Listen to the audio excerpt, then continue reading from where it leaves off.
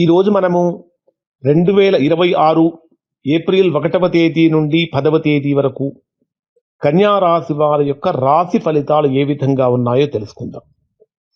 ఈ వీడియోలో కన్యా రాశి వారి జీవితంలో జరగబోయేటటువంటి అత్యంత కీలకమైనటువంటి మార్పులను ఈ వీడియోలో పూర్తిగా విశ్లేషించాము. మీ జన్మరాశికి సప్తమ స్థానంలో సంచరించేటటువంటి రవి కుజ శని గ్రహాల కలయిక ఎలాంటి పరిణామాలకు దారితీస్తుంది, చంద్రుడి యొక్క రాశి మార్పుల ఆధారంగా ఏ రోజు ఏ జాగ్రత్తలు తీసుకోవాలో ఖచ్చితమైనటువంటి పరిహారాలతో సహా పూర్తిగా వివరించడం జరిగింది. ఆత్మీయమైనటువంటి ప్రేక్షకులందరికీ నమస్కారం.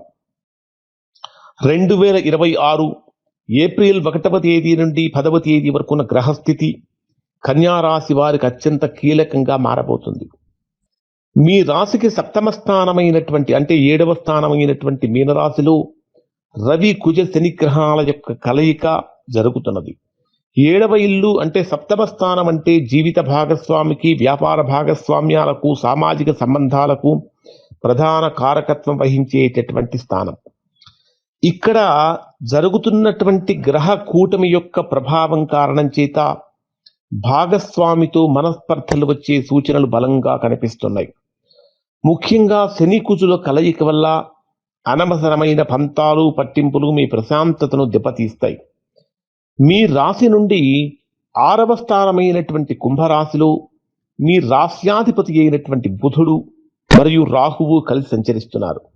6వ ఇల్లు అంటే రోగాలకు, రుణాలకు, శత్రువులకు అది కేంద్ర స్థానం అవుతుంది. ఇక్కడ 6వ స్థానంలోనే రాహువు కూడా ఉన్నటువంటి కారణం చేత కన్యా రాశి వారు శత్రువులపై విజయాన్ని సాధించే అవకాశాలు, శత్రువులపై పట్టు బిగించే అవకాశం కలుగుతుంది.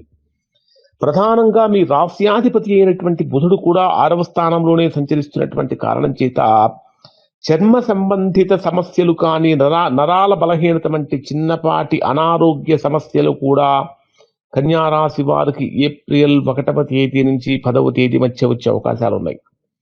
మీ నిర్ణయాలు ఈ సమయంలో చాలా త్వరగా మారుతూ ఉంటాయి.